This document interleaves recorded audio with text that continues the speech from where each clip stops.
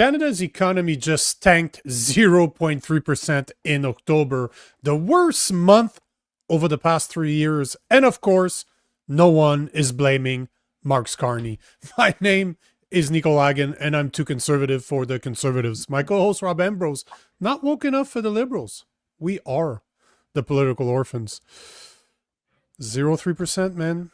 Our economy is shrinking while the US, as you will see, is not doing too bad. And guess what? They're not blaming Mr. Carney. Obviously, it's not his fault, right? It's never his fault. It's never Mark Carney's fault. Sure. Who are they blaming? Trump? You want to know who they're blaming? You know, I make sure Trump? You will see.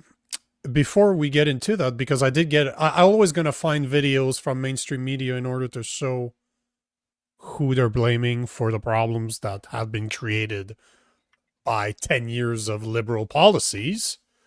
But before we do, let's talk numbers. Let's just talk a few numbers because Reuters provided a good article. It's one of the first ones I got out today, depicting the picture here because it's not good, right? I have a reminder for the people out there. Remember the graph that we kept on showing about when Trudeau got into power and how we compared to the US when it comes to GDP? Well, I got it again. So here's Reuters telling us that the Canadian economy posed big October drop, partial recovery seen in November. So they're predicting what the numbers that we're going to see next month. But they are saying here that they were expecting a 0.2 to continue in October, but unfortunately it was a 0.3. Okay. Here is what you'll see. The video that I have to show afterwards is going to speak about, but they're saying that the manufacturing sector dropped by 1.5%, partially reflecting a 6.9% plunge in machinery output. Wood products manufacturing dropped 7.3%, the largest decline since April 2020, following the additional U.S. tariff introduced on October 14th. To give you an example, 0.02% is the biggest drop we've seen since December 2022. We're talking about the tail end of the pandemic, same.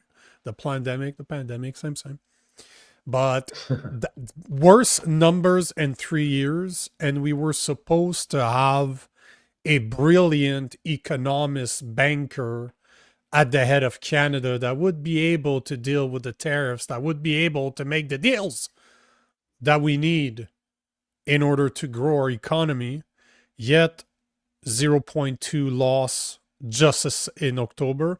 And I went to get the numbers that are estimated to come out for this quarter, because now we're at the end of the quarter. Let's be honest, the biggest week in the year is not between the 23rd and the 31st.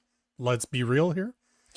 So I got the numbers for that, and I wanted to show people how it compared to the US. But before we do that, I want to show you a video from Bloomberg. So BNN Bloomberg, we're not talking CTV here. We're not talking CBC. We're talking, sure, leftist media, but not CBC, right? They're not as bad as CBC, but I just want to show you the first 2 minutes of this video to give you an idea of what's being told out there. And you'll see that the host has a guest, and even the guest is like kind of not answering the question. Like he's doing everything possible not to blame Carney. That's basically what you'll see. But here's the video. Here is BNN Bloomberg on Canada's GDP shrinking 0.3% in October. Canada's GDP fell 0.3% in October, which more than offset September's gain of 0.2%. My next guest says despite likely dodging a recession, the Canadian economy still does face some headwinds. Let's go to LJ Valencia, economist at Desjardins. Thanks for joining us today. Hi, thank you for having me. So manufacturing was up in September, but down in October. Any obvious reason for the month-to-month change? Tariffs. Well, one thing that stands out with today's numbers is that machinery manufacturing has gone down quite significantly after helping contribute to the manufacturing strength in September. But another sort of interesting tidbit of information we can glean with today's data is that wood manufacturing fell likely due to the tariffs that were introduced on wood products during the month. Did you notice that he did not answer the question? She Yeah, asked yeah, he him didn't. about the output for machinery. Oh, It's wood production has gone down. Yeah. Brother, that's not the yeah. question. Yeah.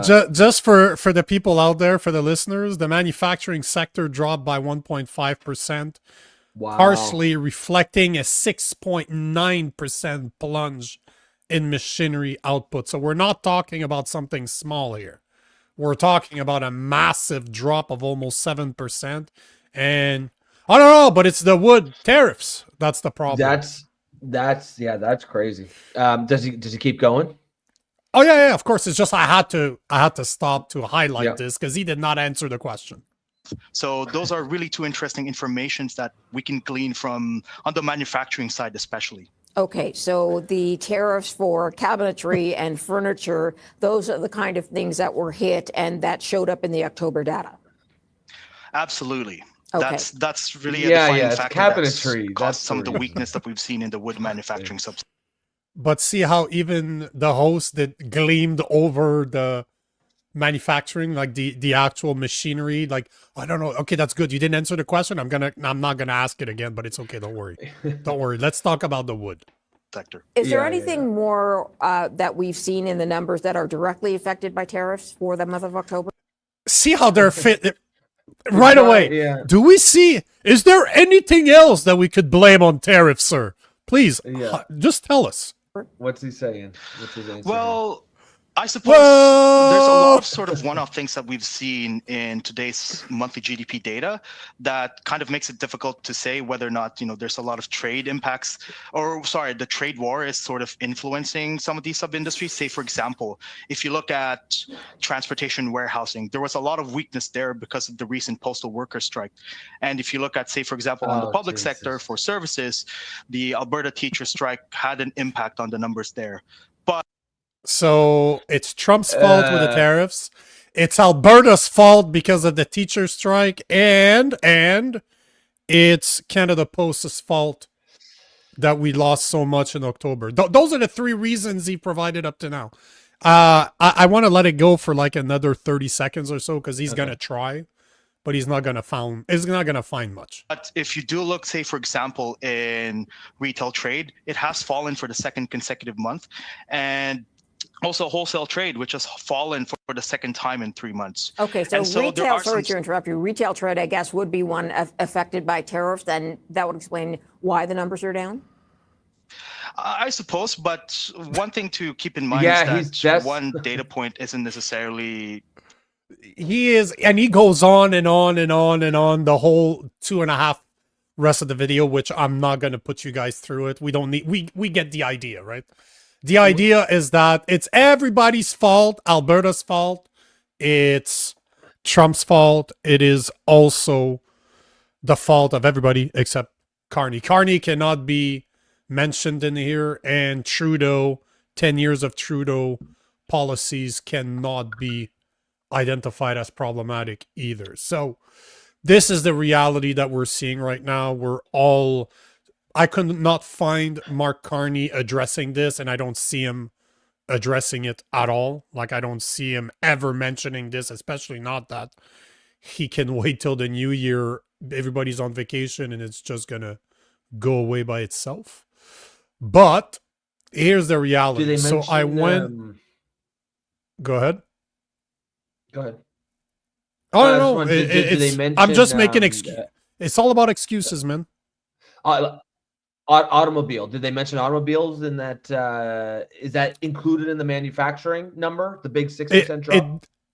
It doesn't seem to be the biggest problem is manufacturing. Because, if it was cars, they would have mentioned it. But it doesn't seem to be the biggest problem identified here. But here is where things get interesting. So I saw this today, and once again, guys, this is just a freshly reminder of I don't like mainstream media.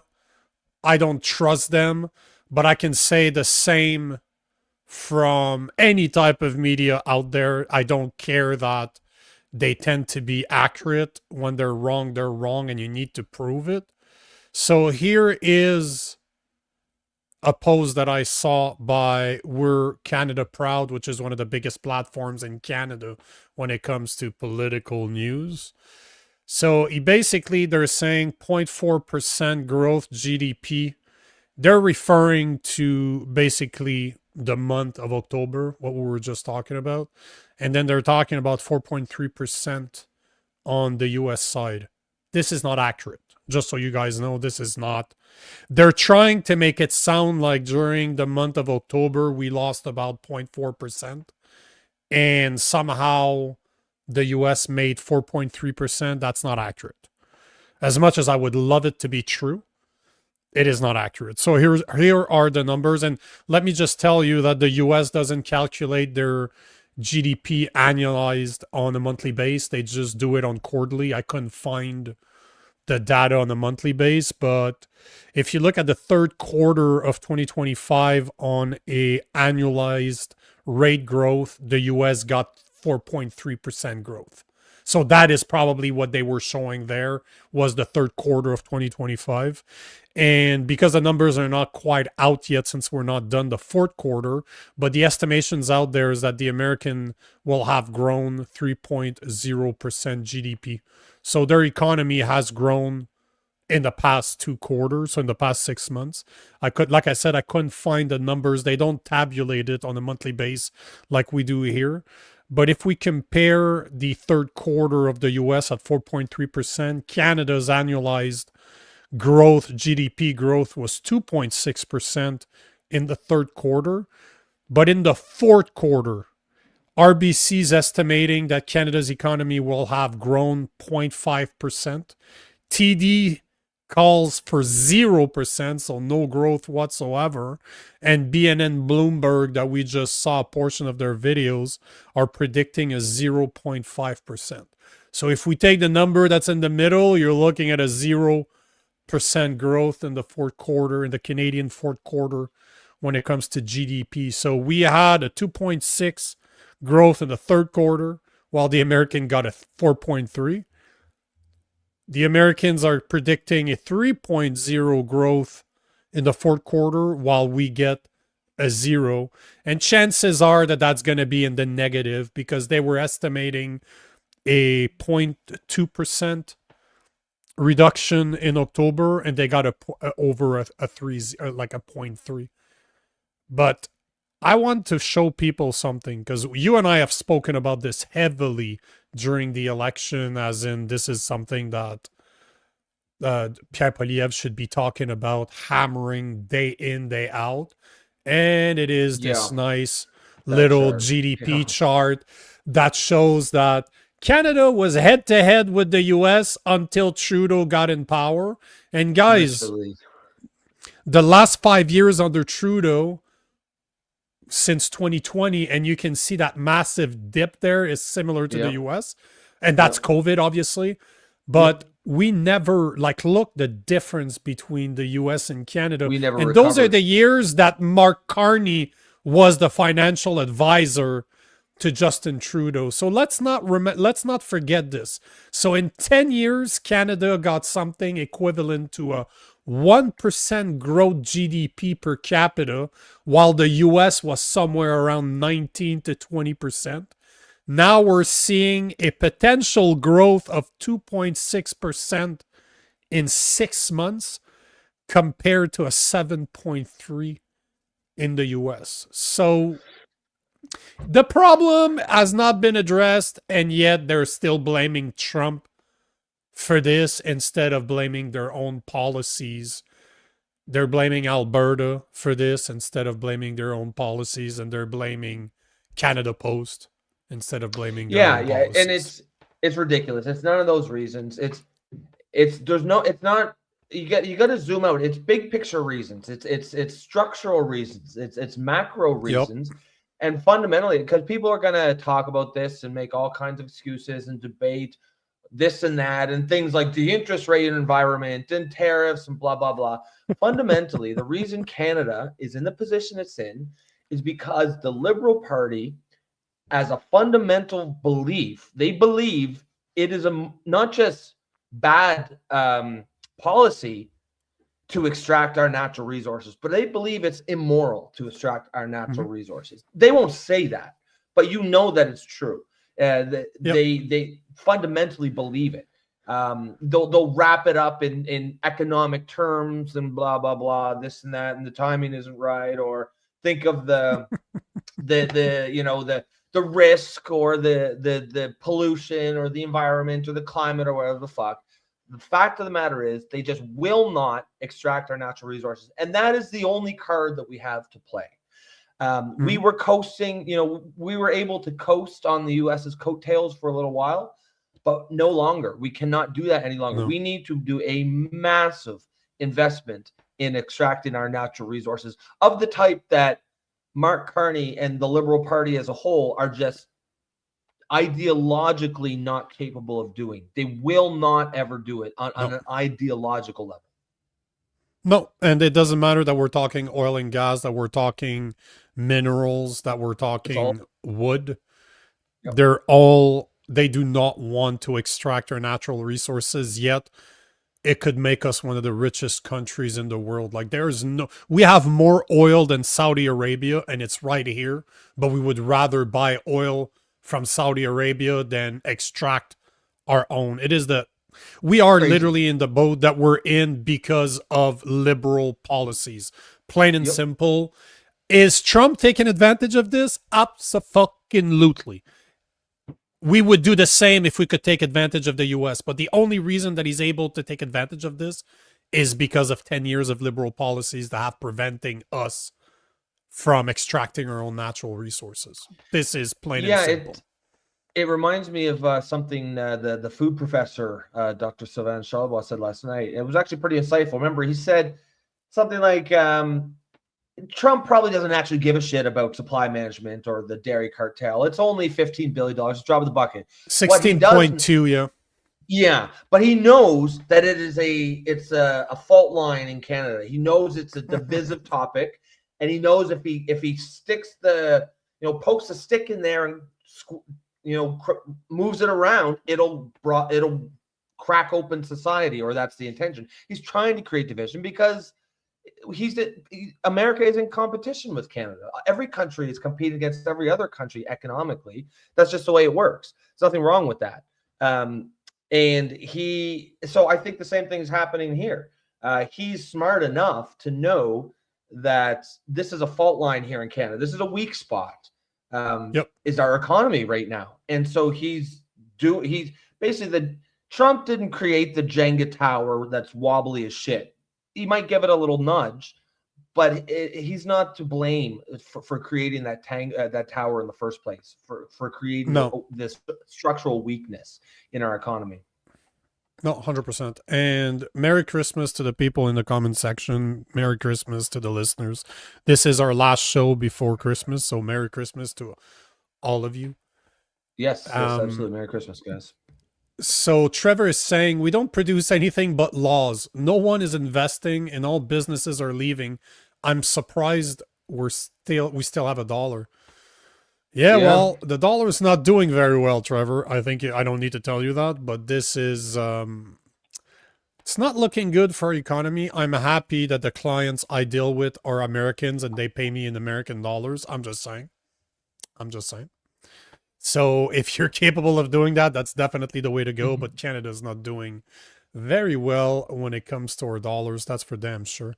And before I take some more comments, because we can take some comments until 8:30, because we do have a guest at 8:30. I don't know if you guys remember, but we do have the columnist from the National Post. We have columnist and reporter Tristin Hopper joining us in 7 minutes to speak about a very interesting article that he released yesterday. You're going to love it. But it shows where your money is going as a taxpayer of Canada. and which activist group you're actually funding, which it's absolutely insane that this is acceptable, that this is totally normal. But that is why Tristin Hopper is joining us to speak about his article, and that's like 7 minutes from now. So until then, I just want to say that agreed. The sponsor, the official sponsor of the Political Orphans is, of course, Gabble, the world's first live video debate app on the market. I was on there debating a leftist earlier. It was actually interesting. We agree. You know, it reminded me of what we do here. We agree a lot that there's a problem, but we disagree on the solution. And we went 3 5-minute rounds. Right? Yeah, that was at 6 today. It was, I lost as per the judges and the voters, I lost every single one of them. But that's how I am, right? It's a more leftist platform, so I expect it. Sure. It's ran by two 23, 224-year-old university graduate from Columbia University. So I know this. But the fact that it was like 70-30 is about what I was expecting, right? I shouldn't have lost those debates, but at the same time, it was okay because it was respectful. It was fun. I had fun. And we were texting. We have a WhatsApp group afterwards, and we're like, man, we need to do this again. 5 minutes, not long enough. But all to say, guys, it's interesting. Gabble's all about civil discourse, and then I got to argue, to debate with people, and they made a very fucking good point. It's the first time I concede in a debate, and I've debated on some of the biggest platform in North America. I conceded a debate in the middle. I'm like, bro, you win. You're absolutely right. I never thought about this. It's yours. What was the point? So the question was, should people say Merry Christmas or Happy Holidays? And I had debated that guy before on the app, and he's just, oh, it's you. Well, I know where you're going with this. And I have my cross in the background. I'm like, of course, I say Merry Christmas, but at the end of the day, I don't really give a fuck. If it hurts your feelings, if it bothers somebody that I say Merry Christmas, I don't care. I will continue to say it. I don't care. I don't care. You can say Happy Holidays, but at the end of the day, man, it's Merry Christmas. And the guy's like, he's Jewish, and he's like, I'm always happy when people tell me Happy Hanukkah. I'm always surprised. But here's the reality. Happy Holidays doesn't make anybody happy. Nobody that receives a happy holiday greeting is actually moved by it. But people that care about Merry Christmas, if you tell them Merry Christmas, they will be happy to hear it. So it moves the needle. Happy Holidays is never net zero, is never net positive, but Merry Christmas is. And that's coming from a Jewish guy. I'm like, bro, you win. I don't have anything. I've never thought about it this way. And I was at the SAQ, the alcohol, the equivalent at the LCBO today to grab some alcohol for tomorrow. And I said Merry Christmas to everybody, the 3 people that were there, and they all said Happy Holidays. And in my heart, as much as I don't care, it still bothers me because it's not Happy Holidays. It's Merry Christmas. Actually, it should be Happy Baby Jesus birthday. That's what it should be. But he made a good point, though, that Merry Christmas to the people that care, it will move the needle. Happy Holiday never makes anybody happy. Never does. We just say that to be politically correct, but it doesn't move the needle at all, but Merry Christmas does. So I conceded. I'm like, bro, you win. I have no comeback for that. You're absolutely right. You win. Good for you. You win. Yeah. It, I mean, the thing is, like, people can say whatever. It doesn't bother me when someone says Happy Holidays. I don't give a shit. What bothers me is when someone tells me I can't say Merry Christmas or tries to enforce their personal preferences on the rest of us. And I'm not a Christian. To me, Christmas is not a religious holiday. I mean, obviously it is. But I think it's more moved towards a cultural holiday. Pretty much everyone that I don't know anybody who does not celebrate Christmas to some extent. So I just see it as part of our culture, part of our history, part of our heritage, really. And for someone to come and say, you can't say that anymore, that just really pisses me off because they would not fucking dare say that to a Muslim, that you can't say Happy Ramadan, right? So and they wouldn't dare. So I just fundamentally reject the double standards, and we see that all across the board on so many issues. There's one standard for, what's traditional in the West or Christianity, and one standard for everyone else, or Muslims or what have you. 100%. I couldn't agree with you more. And that's exactly my point. You can tell me happy holidays all you want. I will always tell you Merry Christmas. I don't care who you are, where you're from. It's Merry Christmas to me. And if that bothers you, well, you can go fuck yourself. That is all I have to say about that. Yeah. Merry Christmas, Tristin. Go fuck yourself. Merry Christmas. If not, go fuck yourself. Tristin, we can see you in the back room. Are you ready to go? Thumbs up, ready to go? No, I'll just introduce you. Awesome. So, guys, we are joined by National Post columnist and reporter Tristin Hopper. He's joining us to speak about his new article, The Mammoth Quantity of Activism Fueled by Taxpayers' Money, Gender Identity, Climate Change, and Anti-Israel Causes, all generously subsidized by federal money, meaning your and my money.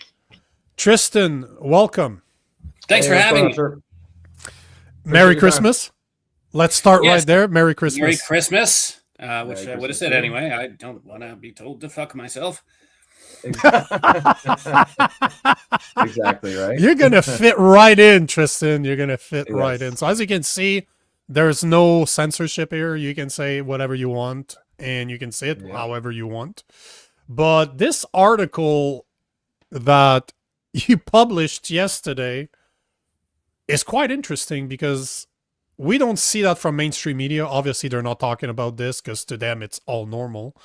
But I want you to address what you spoke about in there, because there's a few trans activist groups in there. There's a few Palestinian groups in there. There's a few Muslim groups in there that are being heavily subsidized by Canada. So explain to us what you found and what you actually think about it.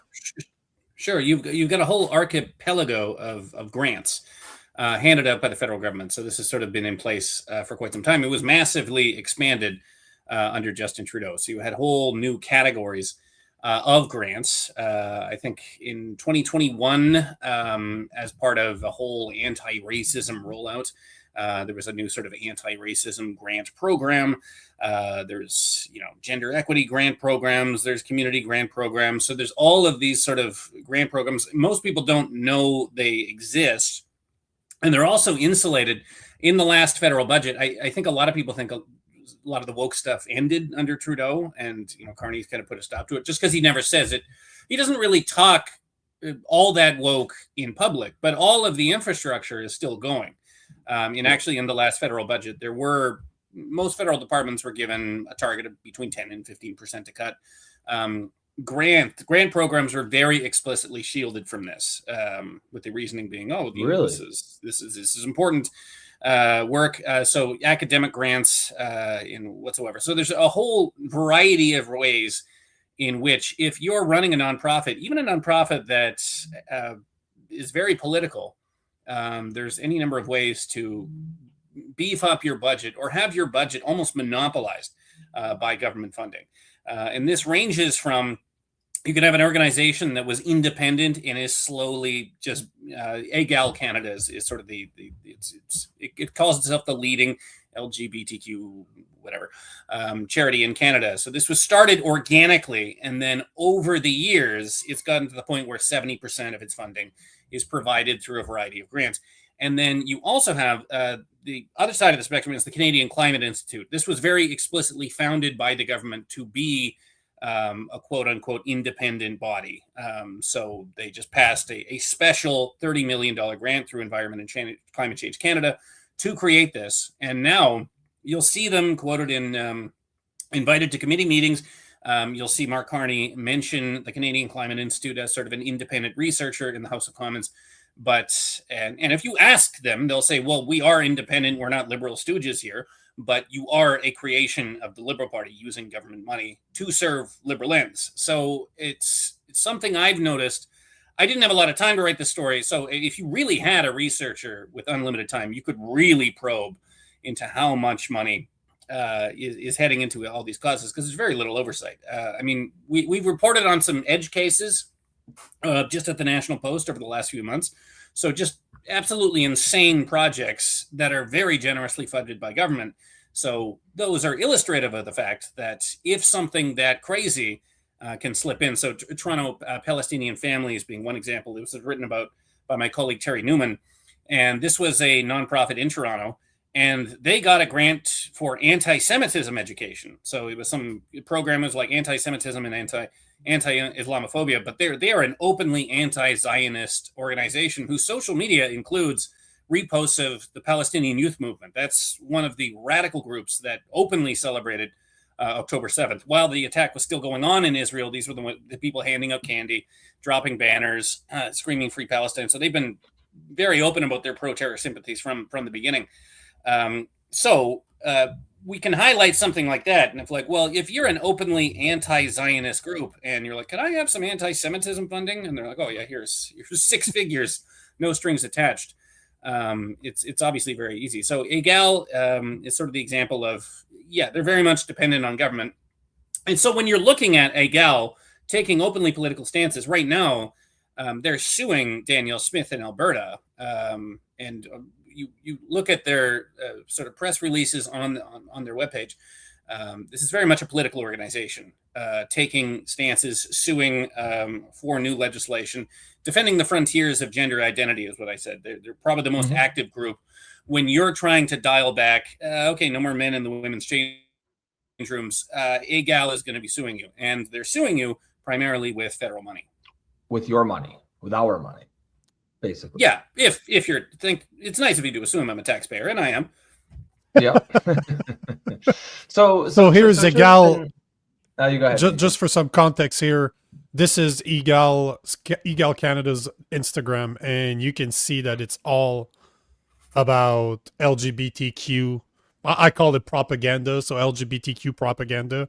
EGAL is Canada's leading organization for the alphabet people and issues. We improve and save lives through research, education, awareness, and legal advocacy, and government funding. If they were honest, they would have to add and government funding at the end of that. But and you mentioned mainstream media. I mean, maybe one of the reasons mainstream media is, and I even thought about this writing it, because you'll find an organization like National Council of Canadian Muslims and the Muslim Association of Canada. Both of them have their funding, according to Charity Intelligence or Canada, their funding is around 10 to 15%. And there's a variety of ways you can get that. The Summer Jobs Program is one. You apply for summer jobs and you have the government basically pays the wages of people to work summer jobs at your organization. So this is an easy way to just get free student labor over the summer. So that's sort of an easy backdoor subsidy. A lot of nonprofits do that. But as I was writing this, I was going to mention, well, they've got 10, 15%. And someone could just turn around and say, well, you work for the mainstream media. You get the Trudeau newspaper money, which is true. You've got the subsidy for basically anyone working in mainstream media. There is the Trudeau government subsidy. So it's an example. As I'm talking to you now, a portion of this goes back to the taxpayer just because I'm a paid employee of Post Media. So when you really probe these things, it is quite shocking how often there'll be, a blockade, a protest, an activist lawsuit, and you're only 1 or 2 steps away from a federal check being cut. That's so that's wild to see the curtain pulled back on this, Tristin. So I was reading an article and I it was pretty hard not to notice that pretty much all the causes of these these groups, these NGOs, we're talking Free Palestine stuff, we're talking trans stuff, we're talking immigrant, those are the ones I highlighted. So you can actually search these grants yourself.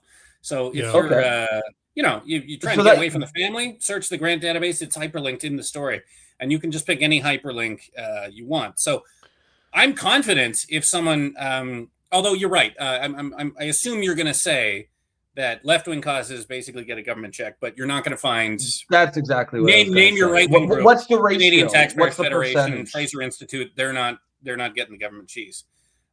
which I think is like fair. Pro gun rights groups are not getting government checks. Anti-abortion groups are not getting government checks. They may have applied, but even actually, I mentioned the summer jobs program. If you remember, one of the earlier scandals of the Trudeau government was that he was kicking out organizations, even if they didn't do anything related to abortion, if they just didn't like abortion in principle. So that's sort of basically any Christian group, unless you're the United Church. They were barred from access to the Canada Summer Jobs Program. Wow. So you had this sort of purge of anyone with, and I think they've done similar purges for any organization with sort of a peripheral connection to firearms rights. Don't quote me on that, but I imagine if you're a wildlife federation and you're looking for Canada Summer Jobs Program, you'd just be cited as, gun nuts. And maybe there's exceptions to that. The grants are searchable. But there definitely is a pattern. I mean, across all grantings, this was just sort of granting to community organizations. I also do, I've written stories about academic grants, the money that gets paid out for Canada Research Chairs. And you can just do a scrolling list of what is getting funding. And it's not even left-wing. It's like radically left-wing, where you imagine, I don't know how much Mark Carney is aware of this, but I can't imagine anybody over the age of 60 could read through this list and be like, oh, this is good research that we're looking into how, trans identities, inform the phases of the moon. Yeah. But this is... go ahead, Nico. All I was going to say is, because as you're talking, I've researched through that database before. There's hundreds of grants in there, so you kind of know what you're looking for. But here's a thing I found interesting is that if you go to the grant funding right now to canada.ca, you can find this. It's going to help you find grants, right? And if you go through it, there's nothing much about religion in there, as you can see, right? But here's what's interesting, because Blacklock Reporter came up with this last week. They were saying that our cabinet advisor, Myra El-Wabi, secretly paid $80,000 for pro-Palestine research to counter alleged disinformation by MPs, senators, and media. And what is one of the places you can get money for is research. So this is what's very interesting, is that they're not stupid. They know how to hide the grants. It doesn't say, oh, here's a pro-Muslim organization. No, they're going to be part of research. They're going to be part of, like you said, jobs. If you're looking for jobs during the summer, for example, you can get that. Yeah, but if you know anybody in the nonprofit space, they sort of know how to navigate these things. So you start a nonprofit, and anyone will say, okay, well, apply for this grant, apply for this grant. I mean, you'll see it in, this is not a nonprofit, but any master's student, they're immediately told by their professor, apply for a shirt grant. Your PhD is about, trans identities of cats or whatever. Apply for a shirt grant, you'll almost certainly get it. That's just an instant $20,000-$30,000. You're a professional grad student now. I guess this has always sort of existed. Going all the way back to the 1980s, there's Canada Media Funds you can sort of semi-scam, but just the range of those grants has really expanded, and a lot of them are now subject. This really kicked off starting in about 2019. A lot of them are now subject to sort of equity guidelines. So before, you would have sort of a granting program. They're like, this is for research, or this is for, community organization. But now you actually have often you have the federal government saying, well, now these have to serve the cause of equity. And you even see this at independent nonprofits. So I wrote about the Vancouver Foundation. This is a granting agency, goes back to 1943. But they sort of rewrote where they send funding. It used to just be community causes, charities, food banks, and then in the moral panic around anti-racism, they said, well, now it's going to be equity. So you start having money going to decolonial causes, anti-racism causes. And you'll even I wrote a story about grant funding for foreign aid. And one pattern I started to notice is they also put those top down, this has to be towards equity, this has to be towards gender equity, this has to be for decolonialization. So I was reading through the grants, and I noticed there was grants for just a normal Canadian aid project. So we're going to go over to someplace in Africa, and we're going to dig these wells, and we're going to teach some school children. But they couldn't say that because apparently they wouldn't get the grant funding. So you'd be reading through and it's like, we're going to do gender equity, access to water and food security. Like it would be worded with all these boilerplate, and you read through the while lines. we're doing that, say, we'll teach them some math too. While we teach them gender, we'll throw in some math there too, or maybe some writing. But it's the gender stuff, really. Yeah, they almost have to launder it through that stuff. There's very specific quotas. I mean, the Canada Research Chair program. So this is a huge sort of academic funding. So this is effectively the government pays you to have a full-time researcher, a Canada Research Chair.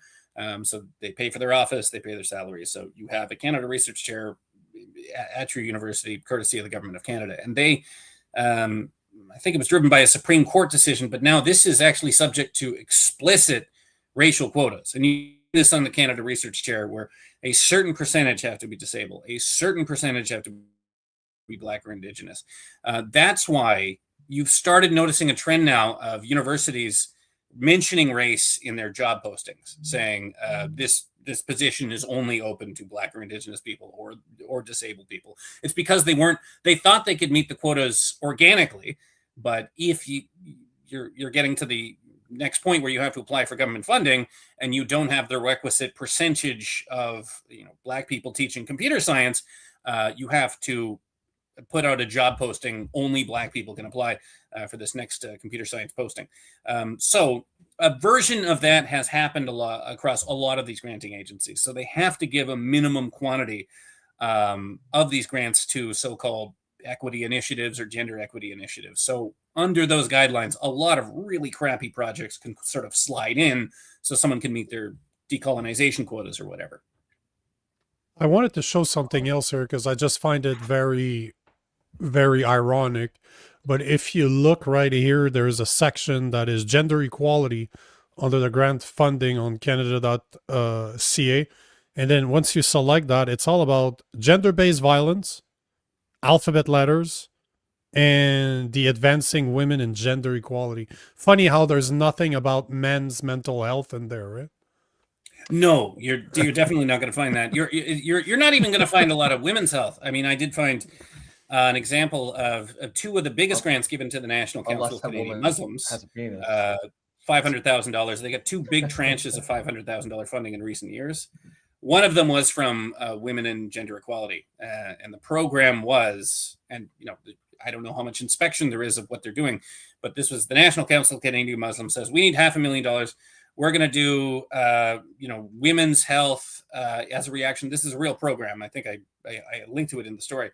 They were given $500,000 to help with women's health and sort of self-esteem in the wake of the Quebec sort of anti-hijab ban. So we don't know what that entails. But it's essentially $500,000 to the National Council of Canadian Muslims from Women and Gender Equality. So you would have a minister at some point saying, well, we're giving out $50 million of gender equality, but look into the details. $500,000 of that, at least, went to some program in Quebec to help people feel better about not being able to wear hijabs at work. Is there any accountability? Is there any follow-up to these things, or is it possible these are just pure money laundering fronts? I don't know. I mean, if I looked into this deeper, I could sort of find, what the inspections are. A theme I often find in Canadian government is the screening is much less. I mean, I've often found this in immigration. So you're like, well, they must be screening people when they just, come off a plane and claim asylum. No, we covered that on the show. Some sort of screening, and then I've even been surprised when you had House of Commons committee testimony from, I think it was the head of the union representing CBSA members, and he said, "Oh yeah, most asylum seekers, it's just you go onto a computer and sort of check through that you're applying for asylum." So the amount of screening was less than even I, in my cynical way, interpreted. It's not even computer, by the way. It's cell phone. It's an app that you can download.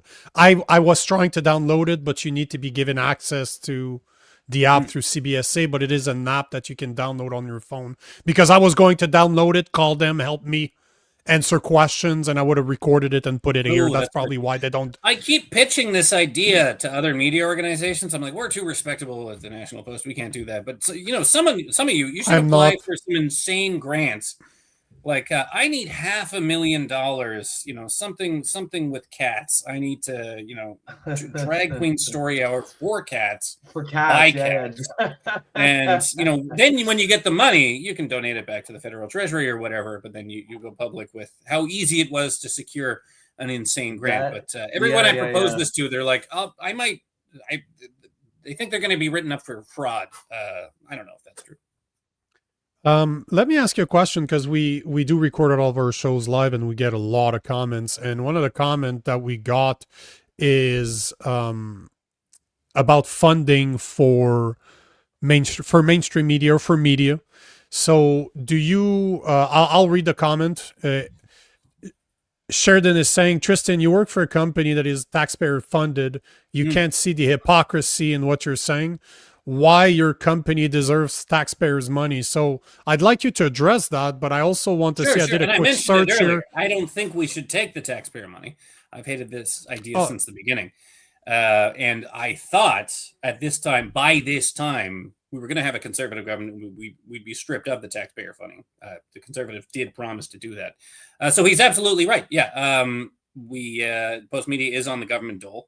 I forget the exact amount that they're bringing in. But I can tell you, $85,000 per eligible newspaper employee, $4.27 million through the Online News Act fund. That is through the Google payments. So that's the bill that Justin Trudeau passed. And you received from 2025 to 2026 fiscal year through the Canada Periodical Fund, you received about $954,000. So you're looking at about just over $5 million. This is for the National Post? No, it's for Post Media Network, which owns the National Post. Yeah, so that's Calgary Herald and others. But it's a substantial quantity of money. I'm not going to pull the CBC and say, like, if that's like a nickel per person. So he's right. It gives me no pride in saying that. But I guess I'm not a hypocrite if I say it's a dumb idea and I don't deserve taxpayer money. Does that work? I will let Sheridan answer that one. He'll probably answer back, so I'll tell you what he says. I feel like if they're going to give you the money and you're on the record as saying this is stupid, but I'll take it. I feel like you're not checking the hypocrite box, in my opinion. Yeah, so it's one of those things. It's not like I'm personally taking it, but I hated this policy when it was brought in. I hate that it exists now. I think it's when it was being brought in, I was thinking, well, number one, there's two bad things about it. Number one, you entrench uncompetitive industries. So you were taking a lot of the National Post. We've actually, the reason I think we're a much better paper than the Globe and Mail and Toronto Star is because we've been on the verge of bankruptcy for 20 years. I mean, we were on the verge of bankruptcy before it was cool for other media organizations. And because of that, we've been more adaptive. We don't have the bloat that you have at the Globe and Mail, Toronto Star. We have younger staff. We have innovative ways of going about things. We were the first to sort of dial down our physical presence, move to at home, because that just saves us on overhead. By putting in subsidies to all these organizations, you're essentially stopping them from making those types of innovations and just continuing to go with an unsustainable business model, which is good for the independent guys like you, because the longer they have their head up their asses, the more people are going to be searching for independent media. So I hate it for that, just as a principal reason. Any subsidy is going to entrench uncompetitive business practices. And number two, I think it has demolished media credibility. And it's weird to me that the higher ups didn't see this coming. That when I just think of how easy it is to dismiss so much of what is reported by the CBC and always has been, because they depend on government for their funding, to voluntarily say, we're going to take all of the other media and open ourselves up to the same criticism. Well, you're funded by government, you're protecting them, you have a dog in this fight, and that's informing how you report on politics. So for that reason alone, I think it was bad to go about this. Yeah, I mean, Yeah, as you because say, basically, because if you're taking 900 money as well, it applies to you too, not to the extent of the CBC, not that $1.4 billion they're getting every year. But wouldn't you say, because Sheridan actually answered you, and I'm going to read his comment again, wow, come then on. why haven't you? You gotta, No, you no, gotta but eat. I'm Gotta asking pay the the question. bills. At the end of the day, you choose to answer them or not. I'm not trying to put No, you on the that's spot, fine. but that's what we do, right? We do this live because we like the comments, agree with them, disagree with them. I want to take them. So why haven't you why haven't you left your job? Where's your integrity on your beliefs? That's a good the point. answer. Gives me something to think about. I thought by this point we were going to we were going to lose a subsidy, and I thought, well, if I saw that on the horizon, and I thought, well, I didn't even think if they have to fire me because they don't have the payroll because this subsidy was sort of providing it, that's fine with me. I'm not going to alter the way I report. But as I say that, yeah, I sound like a CBCer. So I don't know. What would you say? I don't. I mean, There's a good reason why. If you're in an industry that's because at a certain point, I mean, if you're in an industry that there's some sort of hanky-panky practices from the higher ups, be that subsidies, be that you're a dairy farmer and you profit from a cartel that forces people to raise the price of milk. At a certain point, maybe you're right. I should have, on principle, it's true because you do have organizations like the Hub, like the Canadian Taxpayers Federation, who can essentially argue we're not taking the government cheese, so you can trust us more. So why haven't I quit over that? I like working for the National Post, and I guess that's just a compromise I've had to make. You probably like to pay rent and eat food as well. I would tell them if I would tell them stop taking the subsidy, and if that means you have to pay me less or fire me, I wouldn't complain about it. But that's a hypothetical. That's probably not going to be satisfying for your questioner. I mean, to the point you make, the credibility issue. You're absolutely right. It kind of baffling when you're on this side. Like, you understand why CBC takes the government money. They're dead without it, right? They take 1.5 billion, as you said. 984,000. It's decent money, but for the loss of the credibility, it really doesn't seem like that much. Like, what were they thinking? Oh, no. Hold on. It's not 950,000. It's 950,000 under the Canadian paradox through one of the subsidies. There's two more. They're getting 427 million. I told you earlier. So if you paid attention, it was about $5.2 million a year plus $85,000 up to $85,000 per eligible newsroom employee salary. So I would imagine you probably count as that. So it could be substantial amount of money. At the end of the day, I'm not disagreeing. I see where you guys are coming from. I understand where you're coming from, Tristin, but I'm a sales engineer by trade, and I lost an extremely well-paying job because I refused the vaccine. So at the end of the day, we all have our morals, and I was part of the 9% that literally lost everything over this, and I don't regret it. I do what I do today because they put me in that situation. The government created me. It's not something I wanted. Compare it to, this is something I encounter often. Someone who works in the public sector, they have to be part of the union, and the union is essentially full of communists screaming for free Palestine. So you're like, well, and you could ask them, well, you're paying your dues to this evil Free Palestine organization, but at the end of the day, they want to be a school teacher, and there's nothing they can do.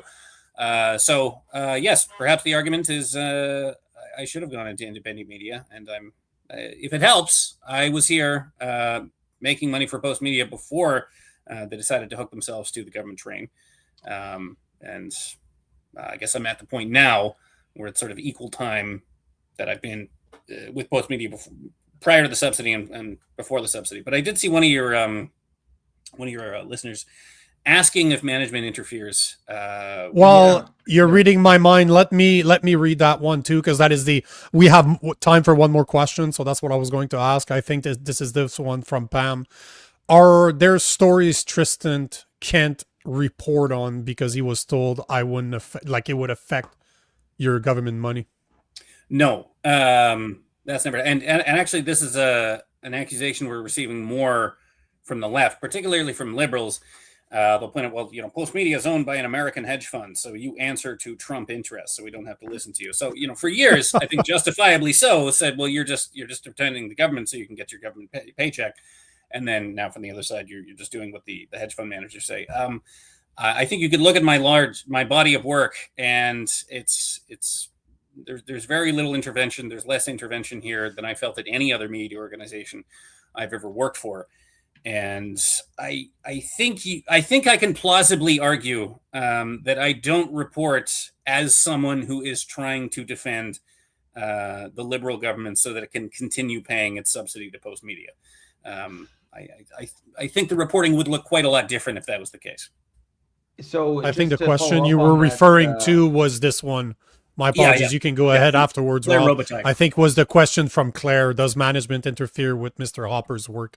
So the question was pretty much the same, from very similar. Yeah. So thanks for answering it, Rob. All you. So to just to follow Of course, up you have on to that, take my word for it. If Of if course, they yeah, were, you could be lying. And in if they were fact, just interfering. if they you probably would. So that sounds like something that Is exactly what you because would what you say would if say. they were. Yeah, exactly.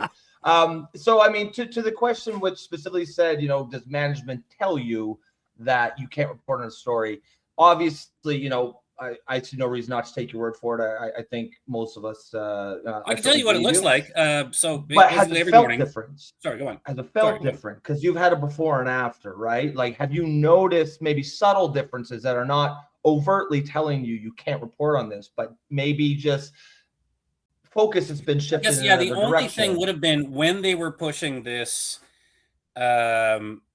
When they were pushing this particular, I think it was whatever the media subsidy. No, it wasn't the media subsidy. It was that pain in the ass online news act.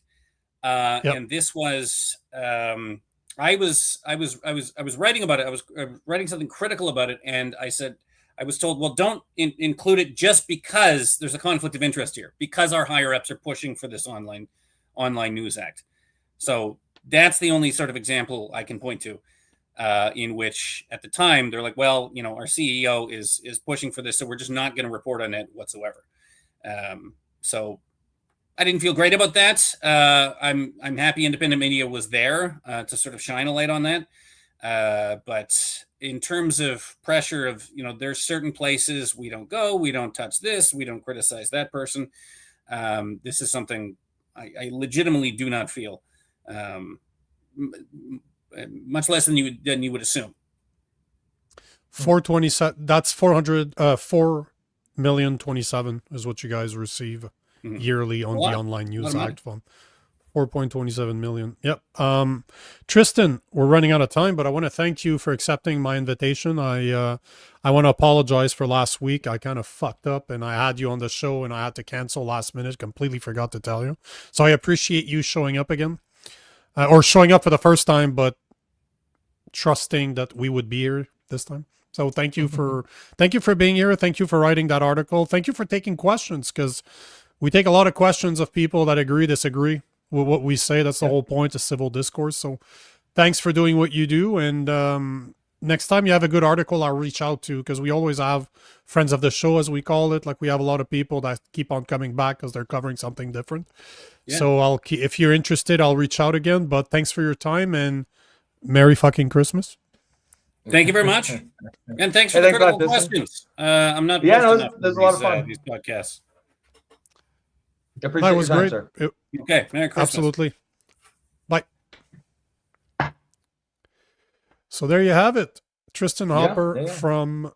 Yeah, I like these questions. I think you guys know me better. I will take those questions on purpose because I want people to answer them. If it's live, we get hammered all the time, so it's part of the deal. So Sheridan, thank you for the question. Pam, thank you for the question. Well, everybody, thank you for the question. Sorry we couldn't take more, but I think it was a good answer. I wonder if he's gonna think about it, like he said, because if he does, that's interesting. Let me think about this one. if it comes on the news, Tristin Hopper resigned. I mean, I get the, like, I personally, I get it. I don't begrudge someone personally. I think for me, the moral line would be if he's been told to run a story or not run a story, or do, like, if it directly impacts his work, then I think you have the moral requirement to resign, and just professional ethics wise. As a journalist. But yeah, no, yes, as a absolutely. journalist, it was a solid right? question.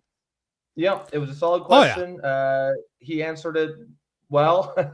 I mean, he didn't try to make excuses. Just like, yeah, you're probably right. Yeah. I mean, it is what it is. But I don't think he was expecting that question. I agree with Trevor on that one. I think he did not see that one coming. But that was yeah. That was good. It was that was good. Yeah, it was fair. It was fair play. Yeah, no, always is, man. Yeah. He it was fun. It was a fun interview. I love, especially if he we should definitely keep tabs on him. And then you can reach out anytime. Oh yeah. I look at the National Post every day. Story that's worth. Yep. And like you said, what do you guys think? Have to trust him. Like, yeah. What do you guys think in the comments? What do you guys think, our listeners? Did you enjoy it? Did you like it? Should we have him back again? Because at the end of the day, we do this for you. So if you want to have him back, we'll have him back. If not. But I enjoyed the question. And yes, Trevor, I think the poor guy was sweating a bit. It was sweating a little bit. Good. Boom. Yeah. Damn it. Yeah, tough crowd. That's part of doing it live, man. That is part of doing it live. But yeah, I think we're pretty much done for today. So I'm gonna finish by saying this. You can finish after, but Merry Christmas to all the people out there, and hopefully you guys let me know in the comments if you want to have him back, if I should keep tabs on him, like Rob is saying, because if you guys want him back, we shall have him back. Yeah, I think, and I do think, despite the tough questions, I think the broad consensus was that he was a worthwhile guest. But yeah, no, as you said, Merry Christmas, guys. We are going to take a 2-day break. We'll be back here on, what will that be? Will that be Thursday? No, you're taking a 4-day break. You are back on Sunday. Right. You're back on. Right. We're back on Sunday for the Political Orphans. Just that we do have a mashup, a Saturday night mashup at 9. Yep, 9 p.m. to 11 p.m. Eastern time on Saturday. Remigration. This is going to be a very interesting conversation because we got some of the founders of the organizations that are talking about this. So they will be joining us on Saturday, 9 p.m. to 11 p.m. And our mashups are. This one's going to be interesting. I'm looking forward to this one, but yeah, we're going to be back on Sunday, the Political Orphans. Yep. Yes. That should be that remigration conversation should be an interesting one. Trevor says, Merry Christmas, everyone. Nico, you forgot Gabble. No, we did the sponsorship spiel just before Tristan. At least people are listening. But yes, I did do it. But Gabble was mentioned. But at least you guys are paying attention when I talk about it. So thank you. That's right, guys. All right, folks. Have an excellent Christmas break. We'll catch you in a couple days. We have the remigration mashup on Saturday. Political Orphans back on Sunday at our regularly scheduled time. And other than that, enjoy your time with your family and friends. Be safe. And we'll catch you in a couple days. Merry Christmas, folks. Absolutely. Merry Christmas, guys.